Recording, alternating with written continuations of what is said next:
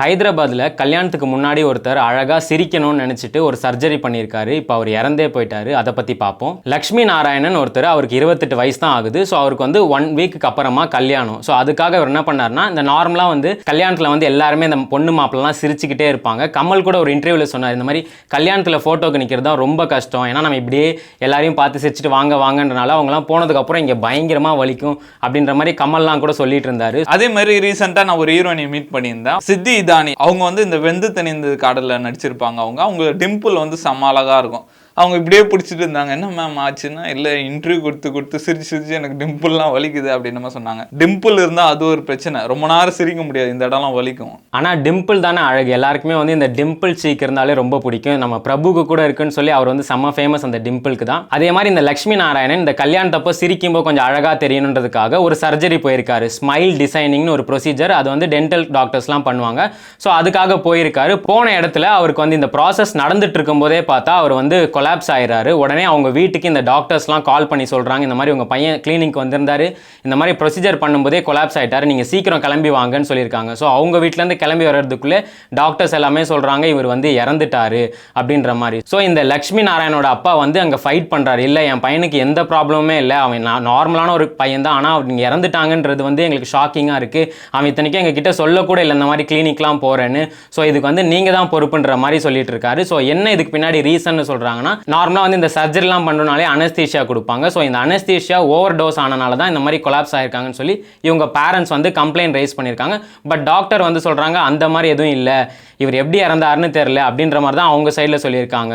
So இப்போ வந்து இதை போலீஸ் வந்து இன்வெஸ்டிகேட் பண்ணிட்டு இருக்காங்க. இந்த இன்சிடென்ட் வந்து இந்த February 16 தான் நடந்திருக்கு. ஸோ இந்த கதையை கேட்கும்போது ரொம்ப பாவமாக இருக்குது. என்னடா இது, ஒரு கல்யாணத்தில் சிரிக்கிறதுக்காக ஒரு சர்ஜரி போயிட்டு இப்போ வந்து அவர் லைஃபே தொலைச்சிட்டாரு. அதுவும் சின்ன வயசு வேறு, இந்த 28 வயசுன்றதெல்லாம் ரொம்ப சின்ன வயசு, நம்ம ஒரு யங்ஸ்டர் ஏஜ் தான், இப்போவே அவருக்கு வந்து உயிர் இறந்துருச்சு. அந்த மாதிரி இந்த சர்ஜரிஸ்லாம் வந்து இந்த மக்கள்லாம் வந்து ரொம்ப கிரேசியாகவே பண்ண ஆரம்பிச்சிட்டாங்க. இந்தியாவில் அந்த மாதிரி நம்ம எந்த சர்ஜரியும் கேட்டதில்லை. பட் இந்த ஃபாரினர்ஸ்லாம் பார்த்தா எதுக்குடா இதுக்கெல்லாமாட ஒரு சர்ஜரி பண்ணுவீங்கன்ற மாதிரி இருக்கும். நம்ம கூட பார்த்துருப்போம், ஒருத்தர் வந்து ஹைட் ஆகிறதுக்காக சர்ஜரி பண்ணி ஒரு 2 சென்டிமீட்டர் வந்து ஹைட் ஆயிருக்காரு. என்னன்னு கேட்டால், இல்லை என்னை வந்து ஸ்கூல்லேருந்து எல்லாருமே கிண்டல் பண்ணுவாங்க, நான் ஷார்ட்டாக இருக்கேன், அதனால நான் வந்து அதை மோட்டிவேட் பண்ணுறதுக்காக நான் சர்ஜரி பண்ணி இப்போ வந்து அவர் 2 சென்டிமீட்டர் ஹைட்டாகவே தான் இருக்காரு. இதெல்லாம் விட இன்னும் ஒரு கட்டத்துக்கு மேலே நிறைய பேர் என்ன பண்ணுவாங்கன்னா, சில பேர்லாம் இந்த அனிமல் மாதிரியே நான் மாறணும்னு சொல்லிட்டு இந்த டைகர் இந்த ஸ்னேக் மாதிரிலாம் சொல்லிட்டு இந்த ஃப்ரண்ட்டில் இருக்க மொத்த பல்லையும் எடுத்துகிட்டு இந்த கடாப்பல் மட்டும் வச்சுக்கிட்டு அப்புறம் இந்த தலையெல்லாம் பார்த்தோன்னா ஒரு போல்டு மாதிரிலாம் வச்சு அதை ஸ்க்ரூலாம் போட்டுப்பாங்க.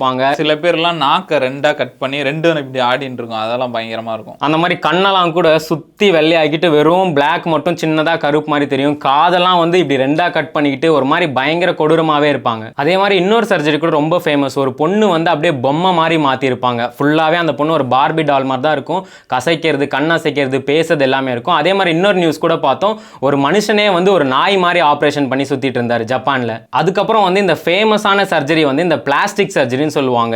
இப்போ இருக்க டாப் ஹீரோயினிஸ் லிஸ்ட் எடுத்தாலே எல்லாருமே வந்து இந்த பிளாஸ்டிக் சர்ஜரி பண்ணியிருக்காங்கன்னு தான் சொல்லுவாங்க. ஏன்னா அவங்களோட பழைய ஃபோட்டோக்கும் இந்த ஃபோட்டோக்கும் கம்பேர் பண்ணாலே டோட்டலாக சேஞ்ச் ஆயிருக்கும்.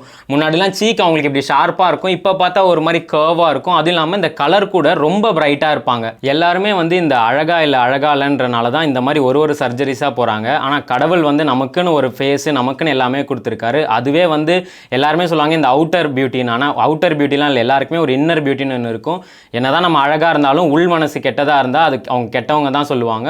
ஸோ மக்கள் வந்து இப்போ இந்த மெடிக்கல் ஃபீல்டு வளர அவங்களுக்கு ஏற்ற மாதிரியே இப்போ நம்ம ஒரு டிசைன் மாதிரியே பண்ணிக்கிறோம். எனக்கு கை இவ்வளோ தான் வேணும்னா அவங்களே மாற்றிக்கிறாங்க, எனக்கு வெயிட் இவ்வளோ தான் வேணா குறைச்சிக்கிறாங்க. அதனால தான் இப்போ ஒருத்தரோட உயிரே போயிருக்கு. ஸோ இந்த மாதிரி சர்ஜரிஸ்லாம் நமக்கு தேவையில்லாத ஒரு வேலை தான். இப்போ இந்த டெக்னாலஜி வளர எல்லாமே ஃபாஸ்ட்டாக வேணும்னு நினைக்கிறாங்க. ஆனால் இந்த உடம்பு இந்த பணம் அதெல்லாம் ஒரு ஏர்ன் பண்ணாதான் அதுக்கு அதோட வேல்யூ தெரியும், அது நம்மளுக்கு சந்தோஷமாக இருக்கும்.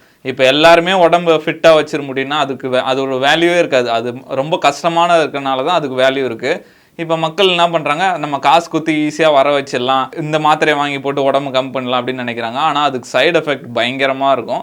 அதுவும் இல்லாமல் அதுக்கு ஒரு யூஸே எல்லாம் போயிடும். நீ கஷ்டப்பட்டு உடம்பு எடுத்துன்னு வந்தால் தான் அது ஒரு வேல்யூவாக இருக்கும்னு சொல்லுவாங்க. இந்த மாதிரி ஈஸியாக பண்ணணும், சீக்கிரமாக வரைக்கணும் அப்படிலாம் விட்டு அதுக்காக கஷ்டப்பட்டு பண்ணாங்க தான் அதோட வேல்யூ தெரியும்னு நினைக்கிறேன்.